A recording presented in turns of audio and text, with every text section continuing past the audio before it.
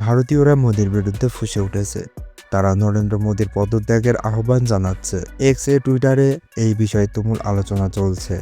ভারতীয়রা বলছে মোদি আমেরিকার কাছে যুদ্ধবিরতির অনুরোধ করে ভারতকে আমেরিকা এবং বিশ্বের কাছে ছোট করেছে। নিজ থেকে এগিয়ে যুদ্ধবিরতির আবেদন করায় ভারত বিশ্ব দরবারে অপমানিত হয়েছে। এছাড়া তারা আরও বলছে পাকিস্তানের প্রধানমন্ত্রী যুদ্ধবিরতি কার্যকর হওয়ার সাথে সাথে জাতির উদ্দেশ্যে ভাষণ দিয়ে বলেছেন, আমরা যুদ্ধে জিতেছি। বিশ্ব মিডিয়া এটা প্রচার করেছে। কিন্তু ভারতীয় প্রধানমন্ত্রী মোদি কেন এখনো জাতির উদ্দেশ্যে ভাষণ দিচ্ছে না? সে কেন বলছে না এই যুদ্ধে ভারত জয়লাভ করেছে? সে কেন জয়ী হওয়ার কোনো দাবি করছে না?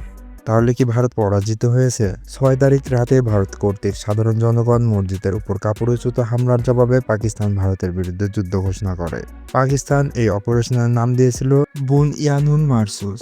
এই শব্দে তারা কোরআন মাজিদের সূরা সাফ থেকে নির্বাচন করেছে। সূরা আস-সাফে আল্লাহ সুবহানাহু ওয়া তাআলা বলেছেন, নিশ্চয়ই আল্লাহ তাদেরকে ভালোবাসেন যারা তার পথের সারিবদ্ধ হয়ে যুদ্ধ করবে, যেন তারা সীসাঢালাই প্রাচীর। এই সীসাঢালা প্রাচীরের আরবি অর্থ হচ্ছে বুনিয়ান মারসুস। এখন পর্যন্ত করাচির প্রতিটি পদক্ষেপ আমার কাছে সুকৌশল মনে হয়েছে।